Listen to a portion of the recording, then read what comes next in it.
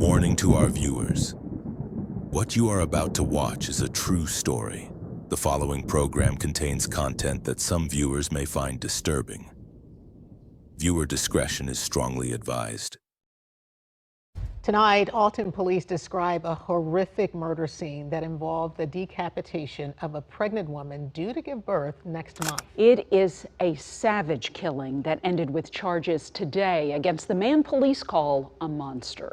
The Alton police chief was visibly angry as he described what happened to 22-year-old Lisa Dodd, a pregnant woman found violently murdered in Alton last week.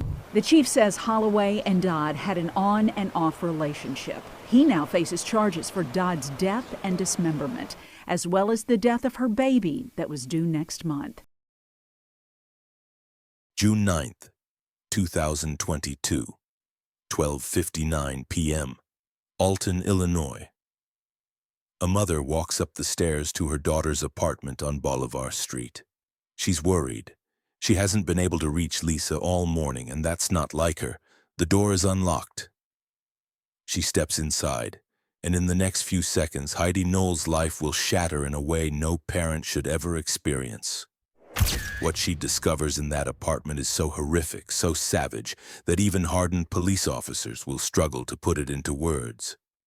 22-year-old Lisa Dodd is dead, brutally murdered, decapitated. And she wasn't alone. Inside her, just weeks away from being born, was her baby daughter. A little girl Lisa lovingly called Baby Bean. A child who would never take her first breath, never know her mother's embrace, never have the baby shower that was planned for the end of June. This is small-town Illinois in 2022, a place where young women should be safe, where expectant mothers should be planning nurseries, not fleeing for their lives. But for Lisa Dodd, her apartment became a house of horrors. And the person who killed her was someone she'd trusted, someone she'd loved, someone she'd given 2 years of her life to in an on-again, off-again relationship that would end in unimaginable violence. What you're about to hear is the true account of a brutal crime that resulted in the deaths of a young mother and her unborn child. This case involves extreme violence, domestic abuse, and disturbing details that some viewers may find deeply disturbing. Viewer discretion is strongly advised. This is a real story. These were real people, and what happened to them should never have happened to anyone. Welcome to the Shadow Files crime series. Tonight we venture into a nightmare so evil, it defies comprehension. Take a moment to hit subscribe, drop a like, and please let us know where you're watching from. And now, we begin. But before we can understand the tragedy of what was taken, we need to understand who Lisa Dodd really was. Because she wasn't just a victim. She wasn't just a headline. She was a person, a daughter, a sister, a friend, a mother-to-be whose life mattered long before it was stolen. August 14th, 1999. Lisa Ann Dodd entered the world in Alton, Illinois, welcomed by her mother, Heidi Noel. From the very beginning, there was something special about this little girl. The kind of child who didn't just exist in a room. She transformed it. Her smile wasn't the polite, practiced kind you give for cameras. It was genuine, infectious, the kind that made everyone around her feel a little lighter, a little warmer. Heidi raised Lisa in nearby Jerseyville, creating a home filled with love and stability. Lisa grew up surrounded by family. Her sister Shelby, her aunts, uncles, cousins who adored her. This wasn't a family that just showed up for holidays.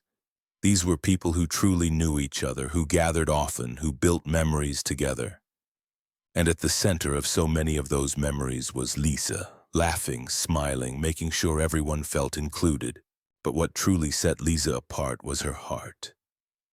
And you could see it from the earliest age in the way she treated animals. Most kids love pets, sure, but Lisa's compassion went deeper than that. When she turned 10 years old, she did something remarkable. Instead of asking for birthday presents, instead of wanting the latest toys or games, Lisa organized a fundraiser for the Riverbend Humane Society. Think about that for a moment. A 10-year-old child choosing to help animals instead of celebrating herself. That wasn't a one-time gesture. That was who Lisa was at her core, someone who saw need in the world and felt compelled to do something about it. As she grew older, that compassion extended to the people around her. Her cousins absolutely adored her. She loved spoiling them, spending time with them whenever she could. Friends would later say that Lisa had this maternal quality about her even before she became pregnant. She was the one who checked in on people, who remembered the little details of your life, who made you feel seen. And then there was her camera. Lisa documented everything, every family gathering, every moment with friends, every sunset on one of her beloved drives. She was always capturing life, preserving memories. At the time, it might have seemed like just a quirky habit. Now those photos are treasures, frozen moments of a life that was vibrant and real and full of joy. A life that should have continued for decades. After graduating from Jersey Community High School in 2017, Lisa threw herself into work. She wasn't the kind of person who did anything halfway. At Dairy Queen and later at Nick's Pancake House in Jerseyville, she became known as more than just an employee. She was the welcoming face, the warm smile, the person who remembered your order and asked about your day. Customers didn't just come back for the food, they came back to see Lisa. She found peace in the simple things. Long drives down country roads, windows down, music playing, just her and the open road. That sense of freedom, that serenity. It recharged her. She was building a life, brick by brick, making her own money, creating her independence, dreaming about the future. At 22, she had her whole life ahead of her. And then everything changed. Sometime in late 2021 or early 2022, Lisa discovered she was pregnant. And for Lisa, this wasn't a crisis, it was a blessing. She was going to be a mother. All that love she'd shown her cousins, all that maternal instinct that had always been there, now had a focus, a purpose. She was carrying a baby girl, and she gave her the sweetest nickname, Baby Bean. The due date was set for late July 2022. Lisa threw herself into preparation. She was planning the nursery, buying tiny clothes, dreaming about who her daughter would become. Would she have Lisa's smile? Her love of animals? Her kind heart? The excitement was palpable. Her family rallied around her with support and love. They were planning a baby shower for the end of June, a celebration of new life, new beginnings, new hope. Everyone who knew Lisa was certain of one thing. She was going to be an incredible mother. The way she loved, the way she cared, the way she put others before herself, those qualities don't just make a good person. They make an exceptional parent. Baby Bean was already so loved, so wanted, so cherished. Lisa talked about her constantly, planned for her constantly, dreamed about her constantly. This was supposed to be the beginning of Lisa's greatest adventure. 22 years old, about to become a mother, her whole future stretching out before her like that open road she loved so much.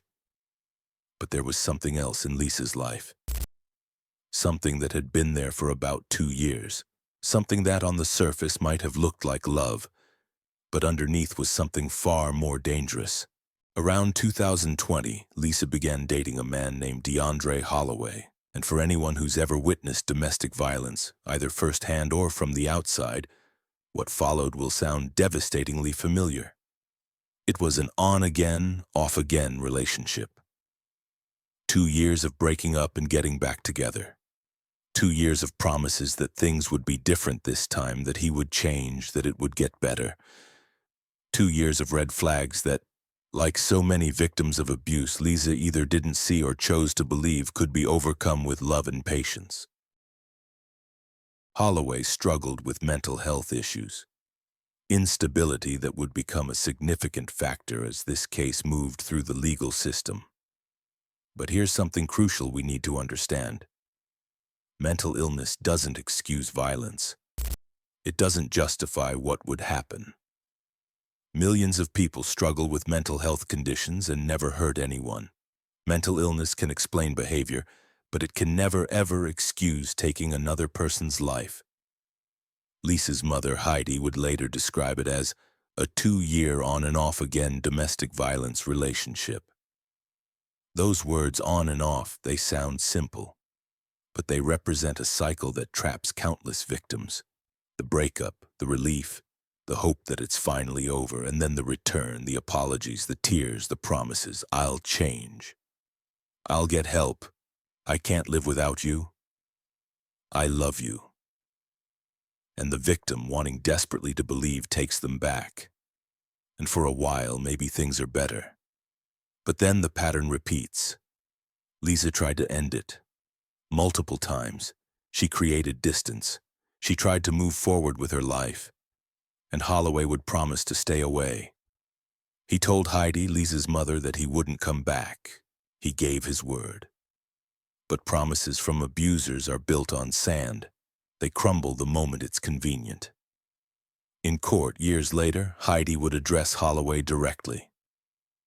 I am disappointed that you didn't keep your word when you told me you wouldn't come back the next time you left. That disappointment, such a measured word for such a devastating betrayal. Because Holloway did come back, again and again. And Lisa, like so many victims of domestic violence, took him back. Heidi tried to protect her daughter.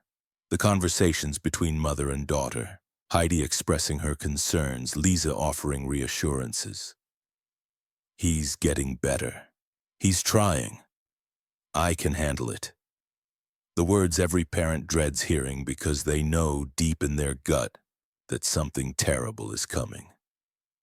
There was one conversation that would haunt Heidi forever. Holloway had been at the apartment all day and he complained to her, I've been here all day, it's like being in jail and I hate being in jail. Just words at the time, complaining about boredom, about feeling confined.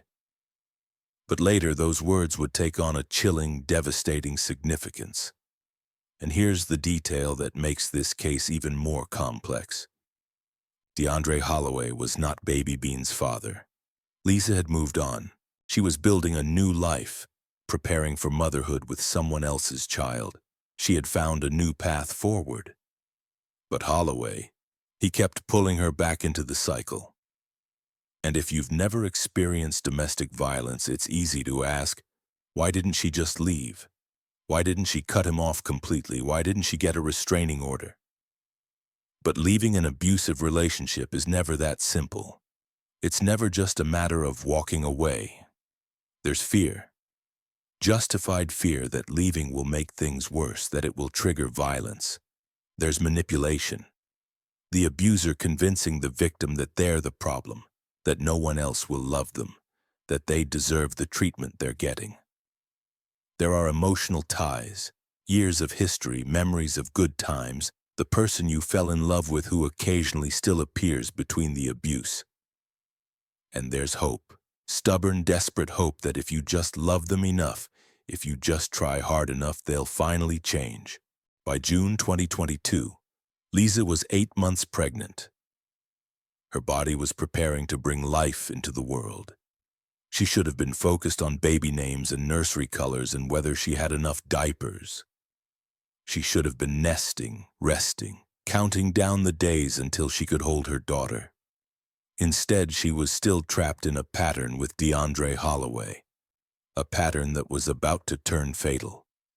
Recently, Lisa had moved to an apartment on Bolivar Street in Alton. Perhaps it was another attempt at independence, at creating physical distance from Holloway.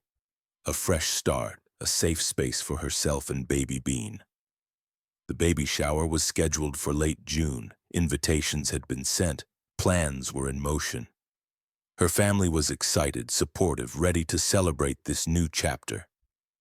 But beneath the surface of baby shower planning and nursery preparation, something dark was building. Holloway was still in the picture, still part of Lisa's life in some capacity. The exact nature of their relationship in those final days isn't entirely clear. But what is clear is this: the situation was far more dangerous than anyone fully understood. and time was running out. June 9th, 2022.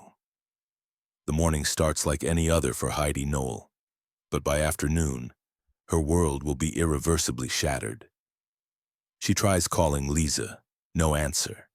She calls again straight to voicemail. Text messages sent, delivered but not read. For most people, a few missed calls might not trigger immediate panic. But Heidi knows her daughter Lisa always answers, always stays in contact, always checks in. This silence, it's wrong, deeply, instinctively wrong.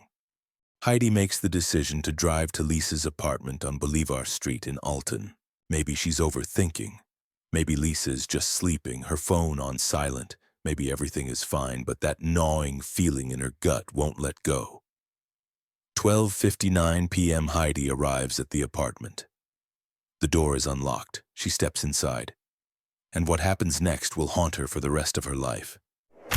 Lisa's body is there, but the scene is so horrific, so savage, that even describing it feels like an assault on human decency. Her daughter has been murdered, decapitated. The violence inflicted is beyond comprehension, personal, rage-fueled, extreme.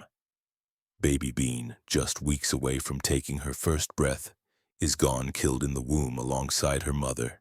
Heidi calls 911. Her voice, her words in that moment, we can only imagine. What's going on there? My daughter's boyfriend killed her. He chopped her head off. What is your daughter's name? Lisa Dodd. I went in to check on her, and he cut her head off. Are you outside the apartment right now? Yes. What kind of a weapon does he have? He's not here. He took her car. What kind of a vehicle did he drive off in? It's a 2012 black. Is it a city? Yeah, Optima. Okay, I got officers on the way. Okay. Is your daughter She was inside the pregnant. apartment? She was pregnant? Yes. Okay, they're on their way. Okay. The operators dispatch Alton police immediately. Officers arrive at the scene on Bolivar Street. Where we going on? Go. Apartment 4. Is anybody else here? We need And what they find leaves even veteran law enforcement struggling to maintain their composure. Lisa has been decapitated. Her head is not in the apartment. Officers begin searching the surrounding area, dreading what they might find. And then, the grim discovery. Lisa's head has been placed in a dumpster outside the apartment building. The deliberate dismemberment, the disposal like trash. These are the actions of someone trying to dehumanize their victim.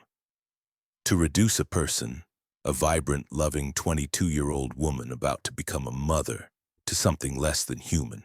Alton Police Chief Marcus Pulido, a veteran officer who's seen his share of tragedy, can barely contain his emotion when he addresses the media. His voice shakes with rage and grief. She was savagely, savagely killed. She was decapitated. Decapitated by a freaking savage monster. Her unborn child was also killed as a result of this. So she was brutally murdered as well as her unborn child. He continues, his words carrying the weight of a community's horror. This daughter, this mother-to-be, and her family were in the planning stages of a baby shower that was supposed to be at the end of June. But instead, now the family is planning a funeral because of what a monster did. The investigation begins immediately. And for detectives, there's one name that rises to the top of their suspect list almost instantly. Deundrea Holloway. The on-and-off boyfriend. The domestic violence history. The man who had promised to stay away but never did. But when police tried to locate him, he's gone, vanished, fled the scene. An APB goes out across the region. Every law enforcement agency in the area is on alert. While Lisa's family tries to process the impossible, that their daughter, their sister, their soon-to-be niece are gone, police are racing against time to find the person responsible. And then, in one of those strange twists that sometimes breaks cases wide open, they get their break. Later that same day, just hours after the murder, officers from the Gillespie Police Department, a neighboring town about 30 miles away, are investigating a report of a stolen bicycle. An officer spots someone riding a bicycle on Western Street. It's Deundrea Holloway. He's arrested for theft, just a routine petty crime arrest. Holloway has no idea that in those very moments, Alton police have identified him as their primary suspect in a brutal double homicide.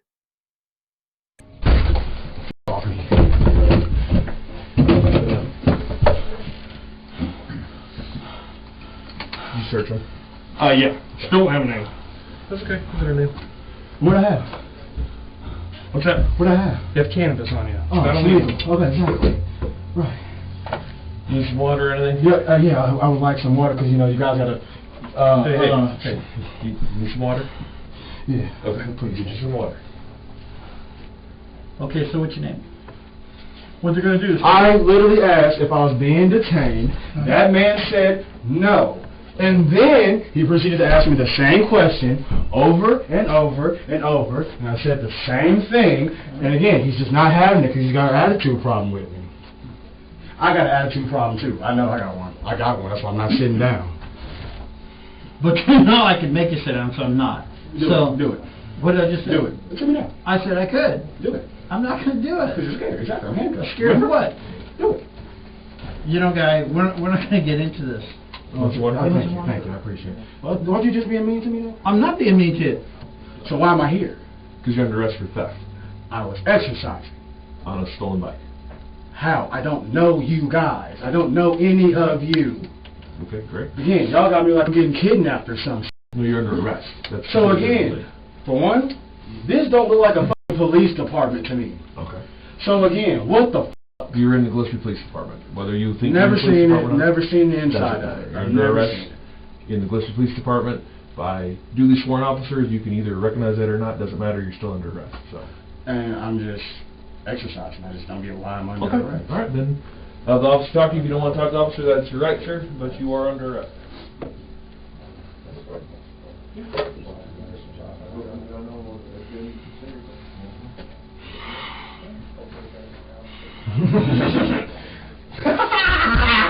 Don't do that. They just fucking did that to me. Come in here. Don't do that. Do something. That's what I'm saying. Do something. Do something. Don't do that. That's what I'm saying. Don't do that. At the Gillespie police station, Holloway's behavior becomes erratic.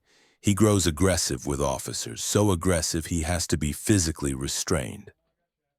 Gillespie Police Chief Jared DePop later describes the confrontation, noting how Holloway's demeanor immediately raised red flags. During processing, Alton police contact their colleagues in Gillespie. "We have a murder suspect. We think you might have him in custody." They compare notes, confirm the identity, it's him. A stolen bicycle, a random, almost absurd petty crime, has gotten a killer off the streets. 4 days later, on June 13, 2022, Deundrea Holloway is formally charged. The list of charges is staggering: 2 counts of first-degree murder, 2 counts of intentional homicide of an unborn child, dismembering a human body, offenses relating to motor vehicles, concealment of a homicidal death. His bond is set at $2 million. Madison County State's Attorney Tom Hain addresses the media, his words measured but carrying unmistakable gravity. "We offer our sympathy to the family of Lisa Dodd for the profound loss they are suffering. We believe the evidence will show that the defendant's gruesome actions here killed both a young woman and the child she carried in her womb. In the eyes of the law, both these killings are equal, and he will now face justice for both." But justice, as Lisa's family would soon learn, is a long and complicated road, and the path ahead would be filled with delays, legal complications, and agonizing uncertainty. June 24, 2022.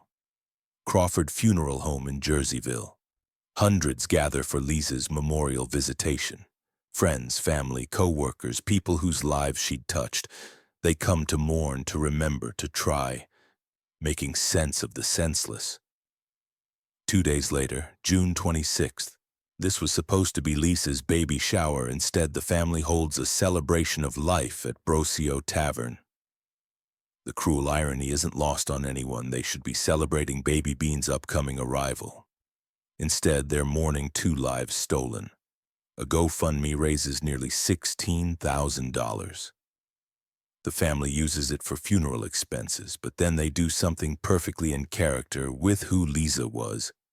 $5,000 to the Oasis Women's Center in Alton, helping other domestic violence victims. $2,000 to Riverbend Humane Society, the same organization Lisa fundraised for at age 10. Even in death, her compassion continues, helping others. But while the community grieves, the legal system crawls forward with agonizing slowness. February 2023, 8 months after the murder, Holloway is found unfit to stand trial. His mental health issues become a legal obstacle. He's transferred to an Illinois Department of Human Services facility for treatment. The family waits, desperate for justice, desperate for answers. Months pass. By late 2023, Holloway is deemed fit to stand trial and return to Madison County. Finally, progress. But then the Illinois Supreme Court drops a bombshell. An unborn child cannot be construed as a second murder victim for purposes of seeking life in prison. State's Attorney Tom Hain explains the devastating impact. The Supreme Court ruled that innocent life in the womb was not a victim for the purposes of sentencing. And so that really removed our ability to secure that natural life sentence. 2 lives taken. But for sentencing purposes, only one counts as murder. Baby Bean, wanted, cherished, weeks from birth, legally doesn't count the same way. Each delay, each complication adds layers to the family's anguish.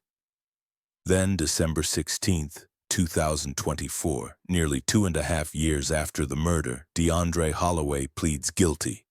First-degree murder, intentional homicide of an unborn child, concealment of a homicidal death. The plea means the family is spared a trial. No testimony describing the crime scene. No reliving every horrific detail in open court. After over 900 days of waiting, there's finally an end in sight. Sentencing is scheduled for January 17, 2025. After all this time, the family will finally have their moment to speak, to look Holloway in the eye, to tell him what he's taken, and to watch as a judge decides how many years he'll spend behind bars for destroying 2 lives. January 17, 2025. After more than 900 days of waiting, the moment has finally arrived. Madison County Associate Circuit Judge Neil Schroeder presides over the sentencing hearing. The courtroom is packed with Lisa's family and friends, all there to witness justice, however incomplete it might feel. A photograph of Lisa is projected on a screen near where Deundrea Holloway sits. He's forced to look at her, at the woman he murdered, at the vibrant, smiling face of the life he destroyed. And then, Heidi Noel stands to give her victim impact statement, the moment every parent dreads, standing in a courtroom speaking about your murdered child while facing their killer. Her voice is steady, but the words carry the weight of unbearable loss. On that night, I received a life sentence, to live the remainder of my life without my beautiful, loving, sassy daughter. A life without knowing the joy of watching Lisa raise my granddaughter. She addresses Holloway directly, and what's remarkable is that she doesn't speak with hatred or rage. She speaks with something more powerful, devastating, unvarnished truth. I do not hate you, she tells him. I am sad and disappointed in you. She continues. I am disappointed that you didn't keep your word when you told me you wouldn't come back the next time you left, sad that you thought your mental instability was a free pass from being held accountable for your crimes. Sad that you destroyed so many hopes and dreams, including your own. Then she reminds him of that conversation, the one that now carries such chilling significance. You had been in the apartment all day. You said to me, I've been here all day. It's like being in jail, and I hate being in jail. Her next words are sharp, cutting. Well, you now have the next 60 years to hate being in prison. But then, something unexpected. Something that shows the depth of Heidi's character, even in the face of unimaginable pain. I will pray you find redemption for your soul. Judge Schroeder then delivers the sentence: 60 years in prison. 30 years for the murder of Liese Dodd. 30 years for the murder of Baby Bean. All sentences running consecutively. The math is stark. Holloway must serve 100% of the murder charge, at least 85% of the homicide of an unborn child charge, 50% of the concealment charge, in total at least 52 years before any possibility of release. State's Attorney Tom Hain makes it clear. It is unlikely Holloway will ever see the light of day. At 25 years old, Holloway will be at minimum 77 before he's eligible for release. Statistically, he will likely spend the rest of his natural life behind bars. Throughout the hearing, Holloway says nothing. No apology, no explanation, no expression of remorse. Just silence. He's led out of the courtroom in handcuffs to begin his sentence: 60 years to think about what he did. 60 years to hate being in prison, just like he once complained about hating a single day in Lisa's apartment. We're here to announce that Deundrea Holloway was convicted and sentenced in the murder of Lisa Dodd and her unborn child today to 60 years in prison. And I want to introduce Heidi, Lisa's mother and grandmother of the unborn daughter, to give a few words reflecting on today's verdict and sentence. I would like to thank the many law enforcement agencies that collaborated on my daughter's case. A special thank you to Officer Wimmersberg of the Alton Police Department for his excellent work on this case. I am forever grateful for your time and wisdom. After the sentencing, Heidi Noel spoke to the press. Her daughter's case was over, but her mission was just beginning: to prevent other families from experiencing this nightmare. This is a tragic outcome of a 2-year on-and-off again domestic violence relationship, she said. This didn't have to end this way. My daughter should be here raising her daughter. Her words carried messages born from unbearable loss to those suffering from mental illness. Seek treatment and be consistent with your treatment. Understand that your condition or illness will not keep you from being held accountable for the crimes you commit. And to victims of domestic violence, the words every survivor needs to hear. Find the resolve to end that relationship. If someone threatens to end your life, believe them. These weren't just words, they echoed with the weight of a mother who learned these truths too late, but spoke them with hope that others might be saved. Lisa Dodd was 22 years old. She should have had a lifetime ahead of her. Baby Bean never got to be born, never got to be held, never got to know her mother's love. But their story matters, not just as tragedy, but as testament to a life that had meaning. Remember the 10-year-old who gave up birthday presents to help animals, the warm smile at the pancake house, the camera always capturing moments, the love she had for her family, for Baby Bean, for life itself. That's who Lisa Dodd was, not just a victim, but a person, a daughter, a sister, a friend, a mother-to-be, someone who deserved so much more. Domestic violence doesn't always announce itself with dramatic signs. Sometimes it's a cycle that seems impossible to break. Lisa tried to create distance, tried to build a new life, but she was pulled back again and again, and ultimately it cost her everything. If you or someone you know is in a domestic violence situation, please reach out. The National Domestic Violence Hotline is available 24/7 at 1-800-799-7233. You are not alone. Help is available. Your life matters. In loving memory of Lisa Ann Dodd, August 14, 1999 to June 9, 2022, and Baby Bean. Gone too soon, never forgotten. This didn't have to end this way. My daughter should be here raising her toddler instead of being a casualty of domestic violence. If you have a mental instability or mental illness, seek treatment and be consistent with your treatment.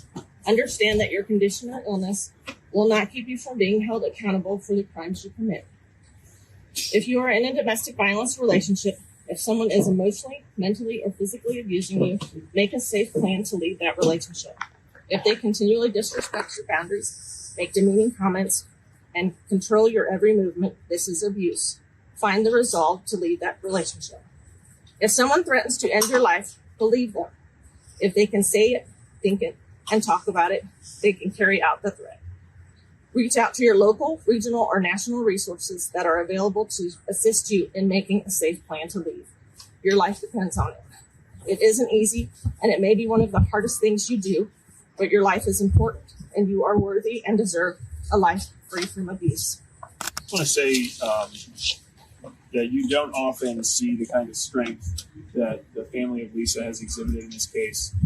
Incredible strength, incredible grace in the courtroom today with her statements to the defendant. Defendant who lived the life of her daughter and granddaughter, and who over years, as she said, had abused them, and is now going to face decades in prison for the crime of murder for 2 lives, not just one, the mother and the unborn child.